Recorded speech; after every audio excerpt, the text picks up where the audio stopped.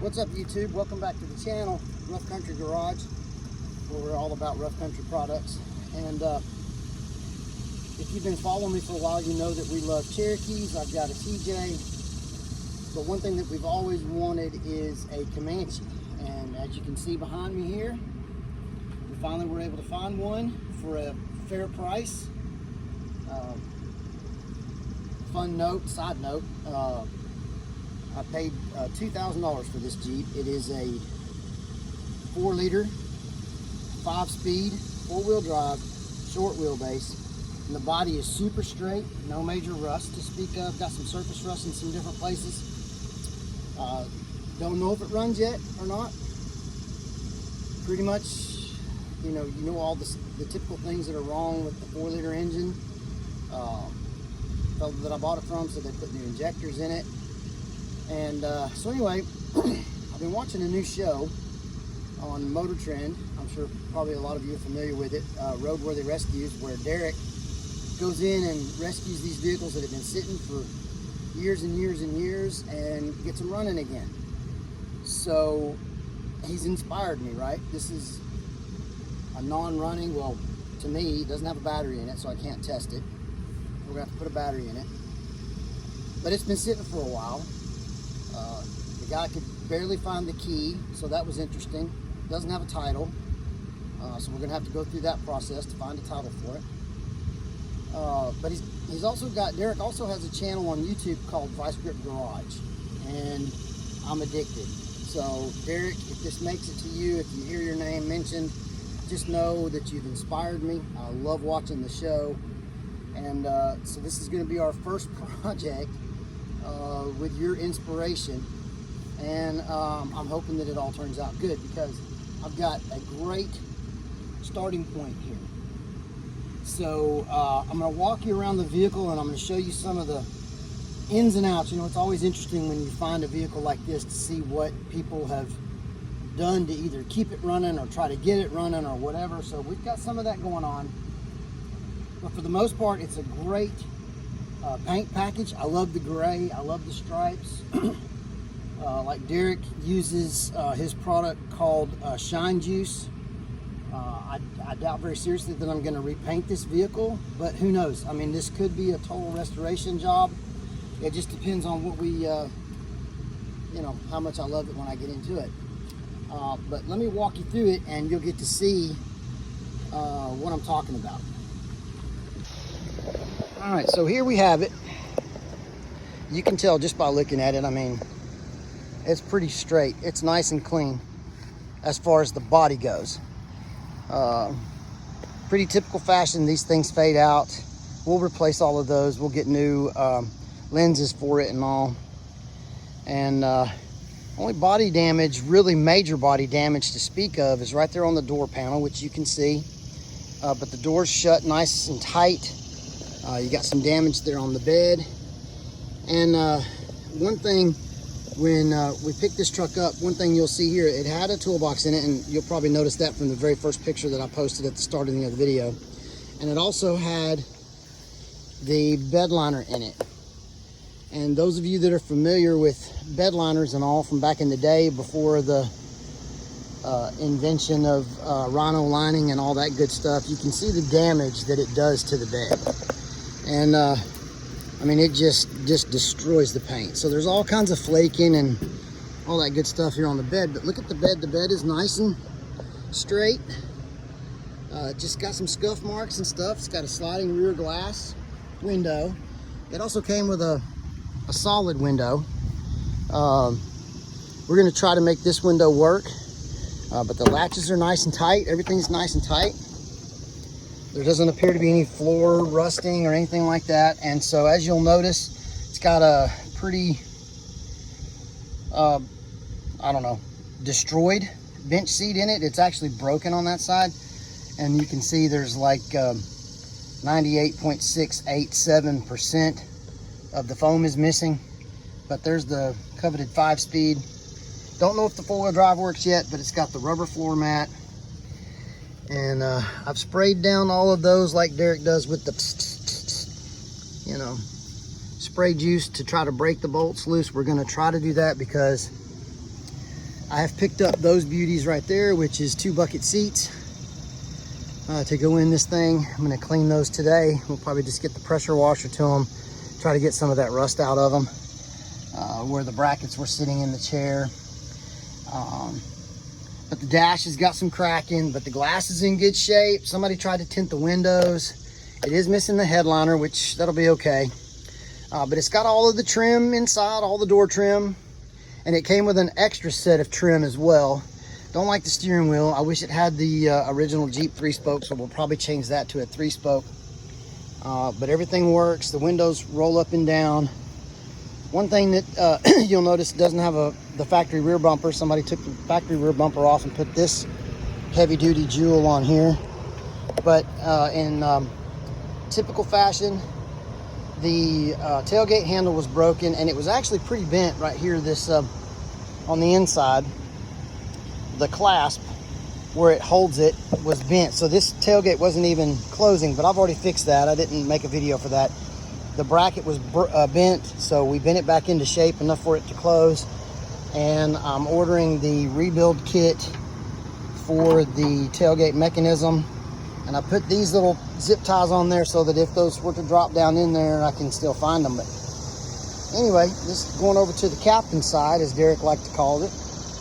And there's a little damage here on the top of the bed, but that's pretty much it.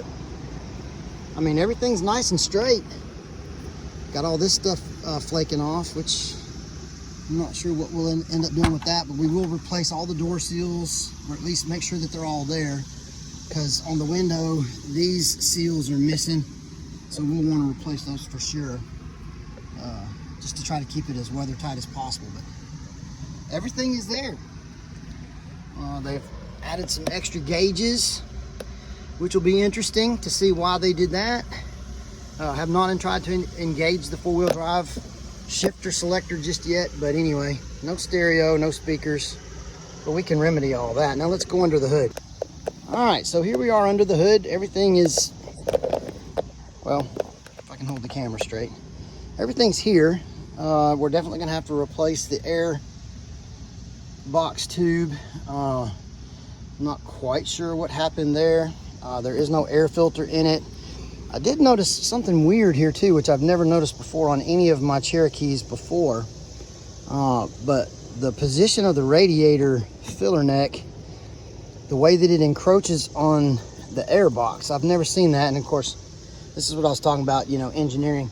Here is somebody's attempt at a power steering cap. This is just a cap from an oil bottle or something, 5-gallon bottle. But everything's there. Like I said, we have not tried to start it yet, but there is the corroded washer fluid tank, which we'll replace that. That's going to be simple. Just get a new tank and put that in there. Washer motor. But check this out. This is my favorite part of the whole thing. So one thing you'll notice, you can see that they've bypassed, right, the heater core or the overflow. And they put a valve here, which, I mean, that's homemade, boys and girls. That's just, you know, let's just call it what it is, like Derek says. I mean, when you own one of these old vehicles, you just do what you got to do to keep it running. And there was some sort of vacuum something there that's been clipped and cut, and runs down through there. So I'm not exactly sure what all that does, but it'll be fun to get it going. But look, check what we used for our overflow bottle. I'm probably not going to replace that. I think that the Jack Daniels bottle is way cooler than your average typical plastic reservoir. But leave me some comments, tell me what you think. And like I said, the guy told me that he did fire it up, but I mean, there's cobwebs and stuff all over this thing, so it's obviously been a while since they did that. And the oil looks pretty decent. I mean, that's not bad. I'm not going to taste it because I watched Derek and them do that, and I'm not real sure what oil is supposed to taste like. I don't eat oil or taste oil on a regular basis, so I don't think that would really help me.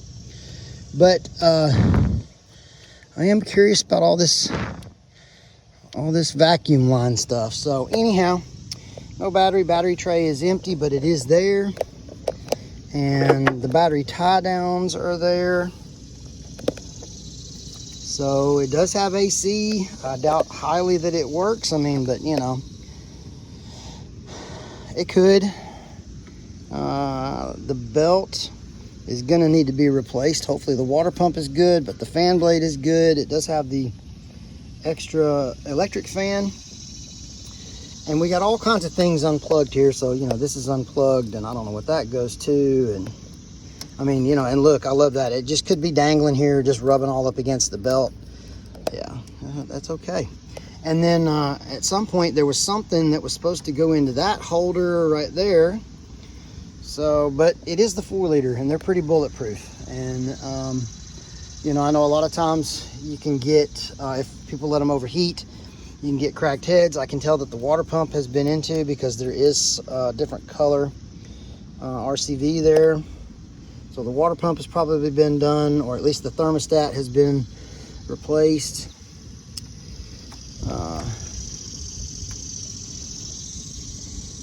Can't really tell about the alternator. The alternator probably looks good, but I did notice this is the vacuum ball that typically resides somewhere down in this general vicinity. I can't remember if it's on the passenger side or the driver's side, but that's been unhooked for some reason. So that leads me to believe that maybe the 4-wheel drive is not working because it's vacuum operated. But there is a manual fix for that. So anyway, that's where we're at, and we're going to break into this thing and start messing with it. It does need a good bath. And of course tires. It's going to have tires, and I mean the wheels aren't terrible. I've got another set of those over in yonder said their barn, but the tires on them are not any better. But I would like you guys' opinion. So talking to my sons, I've got 2 boys. We've always wanted a Comanche. I'm kind of thinking I want to keep it, I don't want to say original because we are going to lift it. I just don't know at this point if I want to do a 3-inch lift or with just actually a leveling kit. Let's put it that way, because I do have a set of pucks in the garage from a previous project. So I've got a set of pucks in the garage that we could use. But Rudy at RAD, Rudy Adventure Design, he just did one about a year ago, and he did the 4.5, and I would do a 4.5 to get the look that I want. And like I said, with rough country, we could do that, or we could just do the 3-inch lift and run the 31s. I do not want to cut the fenders and all that crap. I do not want to cut the fender flares. I'm thinking I want to keep it pretty close to original, and we're considering doing a full restoration of this Jeep over time. Nothing like immediate. I mean, I want to get it running first and see if it's okay. Taking Derek's advice into mind, the fuel tank is going to need to be checked. The fuel system's going to need to be checked. He told me that he replaced injectors, so I'm going to check the spark plugs, all that good stuff. I do have to get a battery for it, so that's coming. But I'm interested to see what you guys have to say. So leave me some comments. Tell me what you think, whether we need to keep it original, what size lift you would think to use. I am going to use all Rough Country products. So they have the 3-inch, they have the 4.5-inch. I'm going to use the new M1 monotube shocks. I've got an HD steering kit sitting in the garage in there that's been intended to go on that TJ for a long time. I just have never done it. That's probably going to get done, but I mean, we could do an HD upgrade on this one as well, especially if we're going to run the 33-inch tires. But again, I don't really want to cut on it a whole lot. I don't want to do anything major. And then I did watch a video this morning where I saw a pretty cool little thing. Don't really want to change the bumpers, but this bumper's in rough shape. But I did see where a company was giving away an MJ that they had redone, and they did a Hada winch in there, which I thought was super cool. Just keeping the factory bumper and doing a Hada winch in there, which I'm really thinking to myself, I'm not sure how they did that, but when I get that bumper off, I'm going to really look and see what kind of room there is in there. A little bit of bumper damage on this side I didn't see, but that's fixable. We can fix that. And if not, there's tons of these bumpers out there, so we'll probably just find one and replace it. But I would like your thoughts on the rear bumper as well, to see what we want to do on this rear bumper. Should I just paint it, keep it? It's a heavy duty bumper. It's got a receiver in it, so it probably would be sufficient enough to, you know, if I wanted to pull the trailer, I could.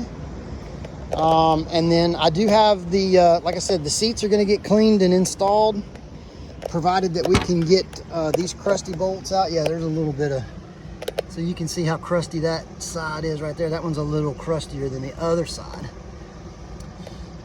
But looking underneath it, there's no rust, so the floorboards are not rusted through. But I'm gonna take all this out, pull that mat out, replace it. And this is just gonna be a project over time. Nothing immediate, you know what I mean? It's just a tinker thing. Plus I gotta, like I said, try to find the title. So anyway, if you're finding this video and you're just looking for information on Comanches and stuff like that, one thing I found interesting from Rudy was he said these things were produced from 1986 until I think 2001 or 2000, and there was only 190,000 of them made. He said they're more rare than a Ferrari. Now I don't know if that's true. I didn't fact check and I didn't go back and look, but all I know is to find one in this good of condition, 4-wheel drive, 4-liter, 5-speed, short wheelbase, that's not beat all to crap or already lifted and molested in any way, shape, or form, for this kind of money, for $2,000, is absolutely a find. Absolutely a find. I mean, y'all know it. So anyway, I'm interested in your comments. I'm interested in your ideas. Please, if you haven't liked and subscribed to the channel, please do so. I've got some other videos that I've already taken, and I've just been working on getting them edited and getting them up. I haven't done it yet, but we do all kinds of projects. I got all kinds of stuff, and it's all usually about rough country products. And so anyway, I try to keep good content on here to keep you guys interested.